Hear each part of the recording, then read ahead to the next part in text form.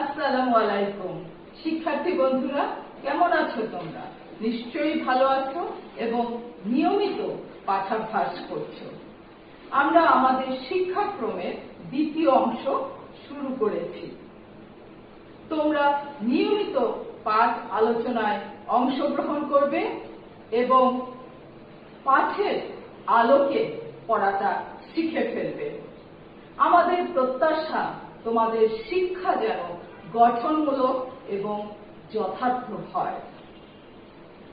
Milestone college কর্তৃক আয়োজিত online পাঠ্যক্রমে আজকে তোমরা যারা সংযুক্ত রয়েছো, শ্রেণী ষষ্ঠ, বিষয় বাংলাদেশ ও বিশ্ব পরিচয়, এবং আমি শিক্ষক জোয়ান্না সরকার তোমাদের সাথে রয়েছি।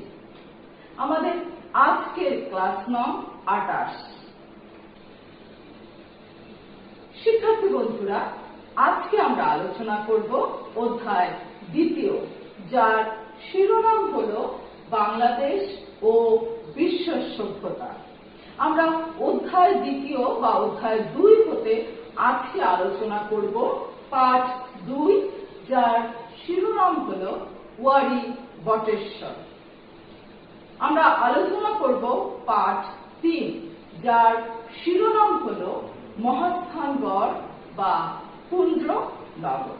তাহলে আজকের আমাদের পাঠ আলোচনার বিষয়বস্তু হল অধ্যায় 2, পাঠ 2 ও 3। শিক্ষার্থী বন্ধুরা, আমরা আজকের পাঠ আলোচনার পূর্বে পূর্ববর্তী পাঠটি একটু যাচাই করে দেখতে চাই আমাদের কতটুকু মনে আছে। নিশ্চয়ই তোমরা পাঠ আলোচনাটি মনোযোগ সহকারে শুনেছ এবং পাঠ্যপুস্তকের আলোকে সেটি শিখেছ। আমরা প্রশ্ন ও উত্তর প্রদানের মাধ্যমে পাঠটি যাচাই করব। ফলে আমাদের পূর্ববর্তী পাঠটি মনে পড়বে এবং আজকের পাঠ আলোচনাটি বুঝতে এবং সেই আলোকে শিখতে সহজতর হবে। শিক্ষার্থী বন্ধুরা, পূর্ব পাঠ যাচাইয়ের প্রথম প্রশ্ন: বাংলাদেশের সভ্যতাকে জানতে হলে কোন সভ্যতাকে জানতে হবে? আমি আবার বলছি, বাংলাদেশের সভ্যতাকে জানতে হলে কোন সভ্যতাকে জানতে হবে? ভারত উপমহাদেশের সভ্যতা। আমাদের দ্বিতীয় প্রশ্ন: ভারত উপমহাদেশের সবচেয়ে পুরনো সভ্যতার নাম কি? সিন্ধু সভ্যতা।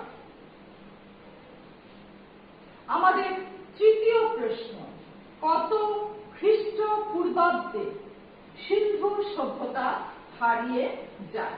আমি আবার বলছি প্রশ্নটি: কত খ্রিস্টপূর্বাব্দে সিন্ধু সভ্যতা হারিয়ে যায়? যথার্থ বলেছ, 1700 খ্রিস্টপূর্বাব্দে। শিক্ষার্থী বন্ধুরা, আজকে আমরা আলোচনা করব অধ্যায় 2, পাঠ 2 ও 3।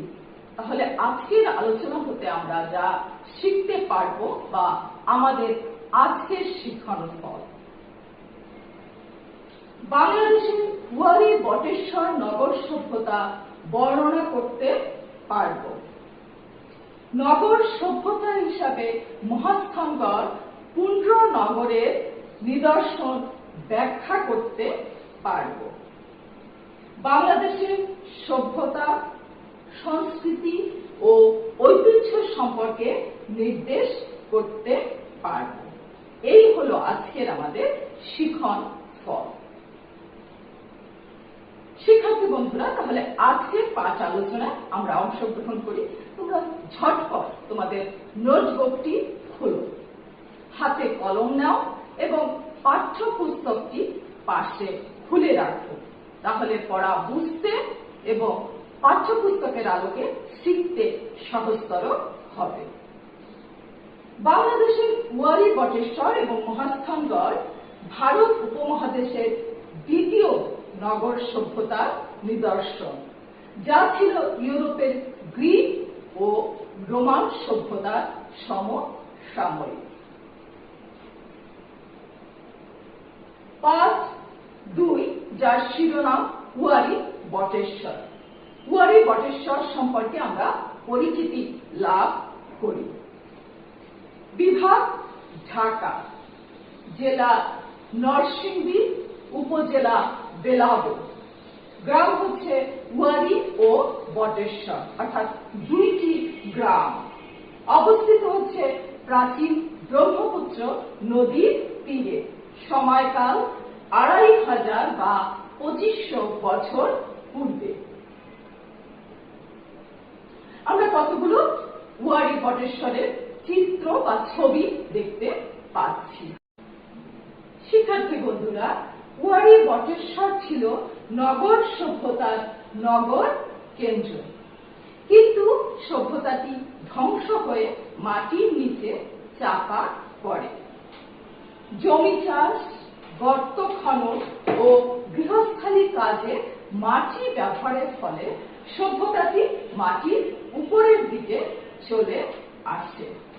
ফলে সভ্যতার নিদর্শন ধাতব, কাঁচ ও পাথরের রত্ন বস্তুগুলি দেখা যায়। আমি আবার বলছি, ফলে সভ্যতার নিদর্শন ধাতব, কাঁচ ও পাথরের রত্ন বস্তুগুলি দেখা যায়। খনন ও গবেষণা। প্রাথমিক বিদ্যালয়ের শিক্ষক মোহাম্মদ হানিফ পাঠান নিদর্শনগুলি সংগ্রহ করেন, অর্থাৎ যে নিদর্শনগুলো মাটির উপরের দিকে চলে এসেছিল সেগুলো তিনি সংগ্রহ করেন। 1930 সালে তিনি নিদর্শন সম্পর্কে লেখা শুরু করেন। 2000 সালে প্রত্নতাত্ত্বিক খনন ও গবেষণা শুরু হয়।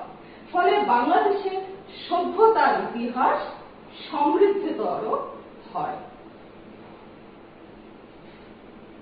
নিদর্শন অর্থাৎ কুয়ারি বটেশ্বরের নিদর্শন ধাতব অলঙ্কার, স্বল্প মূল্যবান পাথর, কাচের পুঁতি, চুন ও সুরকির রাস্তা, ইট নির্মিত স্থাপত্য, দুর্গ ইত্যাদি নিদর্শন কুয়ারি বটেশ্বরে পাওয়া যায়, যা সমৃদ্ধ সভ্যতার পরিচয় বহন করে। ব্যবসা বাণিজ্য। ছাপাঙ্কিত রৌপ্য মুদ্রা, নয়নাভিরাম বাটখারা। আমি আবার বলছি, ছাপাঙ্কিত রৌপ্য মুদ্রা এবং নয়নাভিরাম বাটখারা ব্যবসা বাণিজ্যের পরিচয় বহন করে। কুয়ারি বটেশ্বরে ছিল নদী বন্দর। অভ্যন্তরীণ ও আন্তর্জাতিক বাণিজ্য কেন্দ্র ছিল কুয়ারি বটেশ্বর। ভূমধ্য সাগর এলাকার সাথে বাণিজ্য সম্পর্কের প্রমাণ পাওয়া যায় রোলেটেড মৃৎপাত্র ও স্যান্ডউইচ কাচের পুঁতি আবিষ্কারে। শিক্ষার্থী বন্ধুরা, আমরা দেখতে পাচ্ছি ধাতব মুদ্রা, অনেক পাত্র। আমরা দেখতে পাচ্ছি বিভিন্ন পাথর এবং পুঁতির অলঙ্কার যেটি কুয়ারি বটেশ্বর হতে আবিষ্কৃত হয়েছে। আমরা দেখতে পাচ্ছি ইটের তৈরি একটি কূপ, অর্থাৎ পোড়া মাটির তৈরি কূপ, যেটি কুয়ারি বটেশ্বরে আবিষ্কৃত হয়েছে। বিভিন্ন ধরনের পাথর এবং অন্যান্য ধাতব এবং পাথরের আবিষ্কার হয়েছে, যা অলঙ্কারে ব্যবহৃত হয়েছে। চিত্র শিল্প। কুয়ারি বটেশ্বরে রয়েছে প্রাচীনতম চিত্র শিল্প। আমি আবার বলছি, কুয়ারি বটেশ্বরে রয়েছে প্রাচীনতম চিত্র শিল্প। মৃৎপাত্র, পাথর ও কাচের পুঁতিতে চিত্র কোথায় ছিল? মৃৎপাত্র, পাথর ও কাচের পুঁতিতে চিত্রশিল্প ছিল, যা উন্নত শিল্পবোধ ও দর্শনের উজ্জ্বল দৃষ্টান্ত। শিক্ষার্থী বন্ধুরা, এতক্ষণ আমরা পাঠ 2 ওয়ারী বটেশ্বর সম্পর্কে আলোচনা করলাম। এখন আমরা আলোচনা করব পাঠ 3, যার শিরোনাম হলো মহাস্থানগড় বা পুণ্ড্রনগর। পুণ্ড্রনগর সম্পর্কে আমরা পরিচিতি লাভ করি। বিভাগ রাজশাহী, জেলা বগুড়া, উপজেলা বগুড়া সদর, গ্রাম হচ্ছে মহাস্থানগড়, অবস্থিত করতোয়া নদীর তীরে। সময়কাল প্রায় 2400 বছর পূর্বে। এই ছিল মহাস্থানগড় বা পুণ্ড্রনগরের পরিচিতি। আমরা কতগুলো মহাস্থানগড়ের ছবি দেখতে পাচ্ছি। আবিষ্কার অর্থাৎ মহাস্থানগড় বা পুণ্ড্রনগর সভ্যতাটির আবিষ্কার। নগরটি বা সভ্যতাটি ধ্বংস হয়ে মাটির নিচে চাপা পড়ে। মহাস্থানগড় বা পুণ্ড্রনগর ছিল ধন সম্পদে পরিপূর্ণ একটি সভ্যতা। দুর্গ প্রাচীর ও পরিখা দ্বারা সুরক্ষিত ছিল মহাস্থানগড় বা পুণ্ড্রনগর সভ্যতাটি। 1879 সালে প্রত্নতাত্ত্বিক আলেকজান্ডার কানিংহাম জরিপের মাধ্যমে অনুমান করেন পুণ্ড্রনগরের ধ্বংসাবশেষ। অনুমান করা হয় মৌর্য সম্রাট অশোকের সাম্রাজ্য পুণ্ড্রনগর পর্যন্ত বিস্তৃত ছিল। ব্রাহ্মী লিপিতে পুণ্ড্রনগরে দুর্ভিক্ষের সময় শস্য ও অর্থ সাহায্যে, আমি আবার বলছি কোথায়, ব্রাহ্মী লিপিতে কি দেওয়া হয়েছিল? শস্য ও অর্থ সাহায্যের আদেশ রয়েছে। কোন সময়? দুর্ভিক্ষের সময়।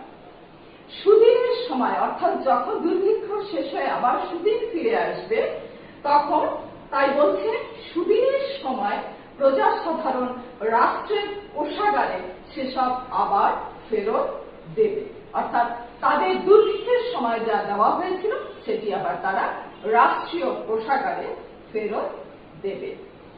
নিদর্শন: পুণ্ড্রনগরের রাস্তাঘাট, ঘরবাড়ি, অলংকার, মুদ্রা, পোড়ামাটির শিল্পকর্ম ও লিপি আবিষ্কৃত হয়েছে বা নিদর্শন পাওয়া গেছে। শিক্ষার্থী বন্ধুরা, আমরা মহাস্থানগড়ের কিছু নিদর্শন দেখতে পাচ্ছি। পাথরের কিছু নিদর্শন, পোড়ামাটির কলস এবং কিছু ধাতব বস্তু আমরা দেখতে পাচ্ছি এবং পোড়ামাটির অন্যান্য অলংকার আমরা দেখতে পাচ্ছি। মহাস্থানগড়ের বাণিজ্য, সংস্কৃতি ও জনবসতি। পুণ্ড্রনগর ছিল পুণ্ড্র বর্ধনের, আমি আবার বলছি, পুণ্ড্রনগর ছিল পুণ্ড্র বর্ধনের রাজধানী। বাণিজ্যিক সম্পর্ক ছিল বিভিন্ন রাষ্ট্রের সাথে, ফলে বাণিজ্যিক ও সাংস্কৃতিক বিনিময় ঘটেছিল। যেহেতু বাণিজ্য সম্পর্ক ছিল বিভিন্ন রাষ্ট্রের সাথে, উর্বর ভূমি ও নদীর মাধ্যমে যোগাযোগের সুবিধার জন্য, কিসের জন্য? উর্বর ভূমি ও নদীর মাধ্যমে যোগাযোগের সুবিধার জন্য নগরটি ছিল ঘন বসতিপূর্ণ। বৌদ্ধ বিহার ও ব্রাহ্মণ্য মন্দির, যা মহাস্থানগড় বা পুণ্ড্রনগরে আবিষ্কৃত হয়েছে। কি কি? বৌদ্ধ বিহার ও ব্রাহ্মণ্য মন্দির। 7ম শতকে চীনা পরিব্রাজক ও ধর্মযাজক কত শতকে? সপ্তম শতকে চীনা পরিব্রাজক ও ধর্মযাজক হিউয়েন সাং, আমি আবার বলছি, হিউয়েন সাং পুন্ড্রনগরে 20টি বৌদ্ধ বিহার ও 100টি ব্রাহ্মণ্য মন্দির দেখেছিলেন। বৌদ্ধ বিহারগুলো ছিল আধুনিক আবাসিক বিশ্ববিদ্যালয়ের মতো। পুন্ড্রনগর থেকে দূরে বিহার ইউনিয়নে ভাসু বিহার ও তোতারাম পণ্ডিতের ভিটায় 2টি বৌদ্ধ বিহার আবিষ্কৃত হয়েছে। অন্যদিকে গোবিন্দ ভিটায় ও গোকুল মেধে 2টি মন্দির আবিষ্কৃত হয়েছে। শিক্ষার্থী বন্ধুরা, আমরা এতক্ষণ অধ্যায় 2, পাঠ 2 ও 3 নিয়ে আলোচনা করেছি। এখন আমরা আলোচনা করব এই পাঠ ভিত্তিক কি ধরনের জ্ঞানমূলক প্রশ্ন হতে পারে এবং সেই জ্ঞানমূলকের উত্তর পাঠ্যপুস্তকের আলোকে কি হবে। আমরা খুব মনোযোগ সহকারে জ্ঞানমূলক প্রশ্নগুলো শুনব। শিক্ষার্থী বন্ধুরা, আমাদের প্রথম জ্ঞানমূলক প্রশ্ন, ওয়ারী বটেশ্বর কোন নদীর তীরে অবস্থিত? প্রাচীন ব্রহ্মপুত্র নদীর তীরে অবস্থিত। আমাদের দ্বিতীয় প্রশ্ন, ওয়ারী বটেশ্বর কি ধরনের বাণিজ্য কেন্দ্র ছিল? অভ্যন্তরীণ ও আন্তর্জাতিক বাণিজ্য কেন্দ্র ছিল। কত সালে ওয়ারী বটেশ্বর খনন ও গবেষণা শুরু হয়? 2000 সাল থেকে। বাংলাদেশের প্রাচীনতম চিত্রশিল্প কোথায় আবিষ্কৃত হয়েছে? ওয়ারী বটেশ্বরে। আমাদের পঞ্চম প্রশ্ন, ওয়ারী বটেশ্বরের বাণিজ্যের পরিচয়ক কি? ছাপাঙ্কিত মুদ্রা ও নয়নাভিরাম খাড়া। আমাদের ষষ্ঠ প্রশ্ন, মহাস্থানগড় বা পুন্ড্রনগর কত বছর পূর্বে গড়ে ওঠে? প্রায় 2400 বছর পূর্বে। আমাদের সপ্তম প্রশ্ন, পুন্ড্রনগর কোথাকার রাজধানী ছিল? পুন্ড্রবর্ধনের রাজধানী ছিল। আমাদের অষ্টম জ্ঞানমূলক প্রশ্ন, হিউয়েন সাং কত শতকে পুন্ড্রনগরের বৌদ্ধ বিহার ও ব্রাহ্মণ্য মন্দির দেখেছিলেন? সপ্তম শতকে। আমাদের নবম প্রশ্ন, পুন্ড্রনগরের বৌদ্ধ বিহারগুলিকে কিসের সাথে তুলনা করা যায়? আধুনিক আবাসিক বিশ্ববিদ্যালয়ের সাথে তুলনা করা যায়। আমাদের দশম জ্ঞানমূলক প্রশ্ন হল, পুন্ড্রনগরের ধ্বংসাবশেষ কে জরিপ করে অনুমান করেন? প্রত্নতাত্ত্বিক আলেকজান্ডার কানিংহাম। শিক্ষার্থী বন্ধুরা, এই ছিল আমাদের জ্ঞানমূলক প্রশ্ন। তোমরা পাঠ্যপুস্তকে পাঠ্যাংশে আরো অনেক জ্ঞানমূলক প্রশ্ন পাবে এবং উত্তর পাঠ্যপুস্তকের আলোকে শিখবে। তাহলে যে কোনো প্রশ্ন আসুক না কেন জ্ঞানমূলক, তোমরা প্রশ্নটি বুঝতে এবং সঠিক উত্তরটি লিখতে পারবে। এখন আমরা আলোচনা করি পাঠ ভিত্তিক অনুধাবনমূলক প্রশ্ন। শিক্ষার্থী বন্ধুরা, তোমরা জানো অনুধাবনমূলক প্রশ্ন লিখতে হয় 2 প্যারাতে এবং এর মান হচ্ছে 2। তাহলে প্রথম প্যারাতে লিখতে হবে জ্ঞান বা সংজ্ঞা। তুমি যদি পাঠ্যপুস্তকের সংজ্ঞাটি পাও সরাসরি তুলে দিতে পারবে, আর যদি সংজ্ঞা না থাকে তাহলে প্রশ্নের আলোকে তোমার জ্ঞান লিখতে হবে 2 বাক্যে। কোনো কোনো সময় যদি 3 বাক্য হতে পারে, তবে 2 বাক্যে লেখার চেষ্টা করবে। আমি আবার বলছি, অনুধাবনমূলক প্রশ্নের উত্তর হবে 2 প্যারাতে এবং মান হচ্ছে 2। প্রথম প্যারায় যাবে জ্ঞান বা সংজ্ঞা, দ্বিতীয় প্যারাতে যাবে প্রশ্নে যা চাওয়া হয়, অর্থাৎ প্রশ্নের আলোকে তোমার উত্তরটি লিখতে হবে। আমরা আলোচনা করছি অধ্যায় 2 পাঠ 2 ও 3। তাহলে পাঠ্যাংশ থেকে আমাদের অনুধাবনমূলক প্রশ্ন হলো, প্রথম প্রশ্ন, দ্বিতীয় নগর সভ্যতা হিসাবে ওয়ারী বটেশ্বরের বর্ণনা দাও। আমি আবার বলছি, দ্বিতীয় নগর সভ্যতা হিসাবে ওয়ারী বটেশ্বরের বর্ণনা দাও। তাহলে তুমি প্রথম প্রশ্নে, যেহেতু এখানে জ্ঞান অংশটুকু তোমাকে লিখতে হবে, সংজ্ঞা পাবে না, তাহলে তুমি কি লিখবে? ওয়ারী বটেশ্বর ছিল ভারত উপমহাদেশের গঙ্গা অববাহিকায় অবস্থিত দ্বিতীয় নগর সভ্যতার নিদর্শন। এটি বেলাবো উপজেলায় অবস্থিত। এটি বাংলাদেশের বেলাবো উপজেলায় অবস্থিত। তাহলে শিক্ষার্থী বন্ধুরা, তোমার প্রথম প্যারাটি 2 বাক্যে হয়ে গেল। দ্বিতীয় প্যারায় এসে তোমার যেহেতু প্রশ্ন দ্বিতীয় নগর সভ্যতা হিসাবে ওয়ারী বটেশ্বরের বর্ণনা দাও। কোথায় ওয়ারী বটেশ্বর, কিভাবে আবিষ্কৃত হয়েছে, এখানকার ব্যবসা বাণিজ্য, এখানকার চিত্রশিল্প নিদর্শন, 1টি বা 2টি বাক্যে তোমরা বর্ণনা। শিক্ষার্থী বন্ধুরা, আমরা প্রথম অনুধাবনমূলক প্রশ্ন নিয়ে আলোচনা করেছি। তোমাদেরকে আবার বলছি, অনুধাবনমূলক প্রশ্ন লিখতে হবে 2 প্যারাতে। প্রথম প্যারাতে যাবে জ্ঞান বা সংজ্ঞা, অর্থাৎ যেখানে তোমরা সংজ্ঞা পাবে সেখানে সংজ্ঞাটি লিখবে, আর যেখানে সংজ্ঞা না থাকবে প্রশ্নের আলোকে জ্ঞানমূলক অংশটুকু লিখবে। আর দ্বিতীয় প্যারাতে হবে প্রশ্নের উত্তর। আমাদের দ্বিতীয় অনুধাবনমূলক প্রশ্ন, ওয়ারী বটেশ্বর ছিল অভ্যন্তরীণ ও আন্তর্জাতিক বাণিজ্য কেন্দ্র, ব্যাখ্যা করো।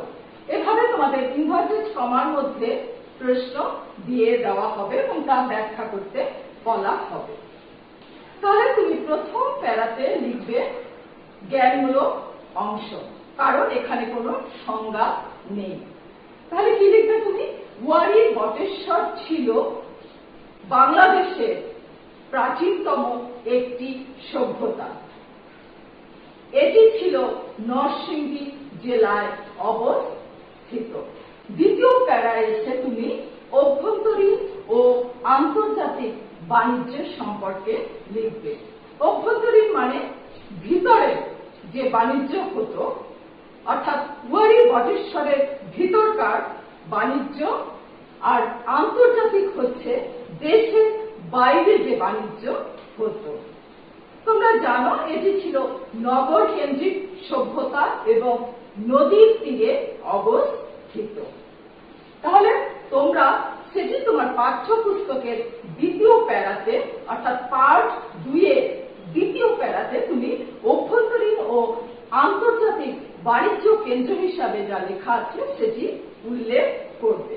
অর্থাৎ নদী কেন্দ্রিক সভ্যতা, ফলে অভ্যন্তরীণ এবং আন্তর্জাতিক বাণিজ্য পরিচালিত হতো কোন কোন দেশের সাথে, অর্থাৎ ভূমধ্য সাগর এলাকার সাথে, দক্ষিণ পূর্ব এশিয়ার সাথে বাণিজ্য ছিল, এবং কি কি নিদর্শনে তার প্রমাণ পাওয়া যায় তা লিখবে, এবং অভ্যন্তরীণ ও আন্তর্জাতিক বাণিজ্যের পরিচয়ক কি ছিল তা দ্বিতীয় প্যারাতে লিখবে। শিক্ষার্থী বন্ধুরা, আমাদের তৃতীয় অনুধাবনমূলক প্রশ্ন, পুন্ড্র নগর ছিল একটি সমৃদ্ধ নগর। এটিও একটি ইনভার্টেড কমার মধ্যে দেওয়া আছে। আমি আবার বলছি, পুণ্ড্রনগর ছিল একটি সমৃদ্ধ নগর, বুঝিয়ে দাও। আমরা এটিও লিখব দু প্যারাতে। প্রথম প্যারাতে আমার যাবে জ্ঞান অংশ। তাহলে আমি জ্ঞান অংশ লিখব, পুণ্ড্রনগর ছিল বাংলাদেশের মহাস্থানগড়ে অবস্থিত একটি নগর সভ্যতা। এটি প্রায় 2400 বছর পূর্বে একটি সভ্যতা ছিল। আমি আবার বলছি, বাংলাদেশের মহাস্থানগড়ে ছিল পুণ্ড্রনগর সভ্যতা। এটি সময়কাল ছিল প্রায় 2400 বছর পূর্বে। তাহলে আমাদের প্রথম অংশ জ্ঞান অংশটুকু আমরা আলোচনা করলাম। এবার আমাদের দ্বিতীয় প্যারাতে লিখতে হবে কি, পুণ্ড্রনগর যে একটি সমৃদ্ধশালী একটি সভ্যতা ছিল বা নগর সভ্যতা ছিল তা বর্ণনা করতে হবে, যেটি তোমরা পাঠ 3 অর্থাৎ অধ্যায় 2 পাঠ 3-এ তোমরা পাবে। তাহলে সেখানে লিখবে যে মহাস্থানগড় বা পুণ্ড্রনগর ছিল একটি ধন সম্পদে পরিপূর্ণ একটি সভ্যতা। দুর্গ প্রাচীর ছিল এবং পরীক্ষা দ্বারা এটি ছিল কি, সুরক্ষিত। এবং এখানে কি কি নিদর্শন আবিষ্কৃত হয়েছে সেটি তোমরা যথার্থভাবে পাঠ্যপুস্তকের আলোকে লিখবে। এভাবে তুমি পাঠ্যপুস্তকের আলোকে যদি তোমার অনুধাবনমূলক প্রশ্ন দেখে উত্তরটি লেখো, তা হবে সঠিক। শিক্ষার্থী বন্ধুরা, এতক্ষণ আমরা পাঠ আলোচনা করেছি অধ্যায় 2, পাঠ 2 ও 3। নিশ্চয়ই তোমরা মনোযোগ সহকারে শুনেছ, গুরুত্বপূর্ণ অংশটুকু নোটবুকে তুলে নিয়েছ। এবার আমরা একটু যাচাই করতে চাই আমরা কতটুকু মনোযোগ সহকারে পাঠ আলোচনা শুনেছি। পাঠ যাচাই আমরা করব মৌখিক প্রশ্নের মাধ্যমে। নিশ্চয়ই তোমরা উত্তরটি যথার্থভাবে দিতে পারবে। তাহলে আমাদের পাঠ মূল্যায়ন, তার প্রথম প্রশ্ন, পুণ্ড্রনগর পর্যন্ত কোন সম্রাটের সাম্রাজ্য বিস্তার লাভ করেছিল? হ্যাঁ, জনহিতৈষী মৌর্য সম্রাট অশোকের সাম্রাজ্য বিস্তার লাভ করেছিল পুণ্ড্রনগর পর্যন্ত। আমাদের দ্বিতীয় প্রশ্ন, বগুড়া শহর থেকে কত কিলোমিটার উত্তরে মহাস্থানগড় অবস্থিত? প্রায় 18 কিলোমিটার উত্তরে অবস্থিত। এটিও যথার্থ হয়েছে। আমাদের তৃতীয় প্রশ্ন, চীনা পরিব্রাজক ও ধর্মযাজক পুণ্ড্রনগরে কতটি বৌদ্ধ বিহার দেখেছিলেন? 20টি বৌদ্ধ বিহার দেখেছিলেন।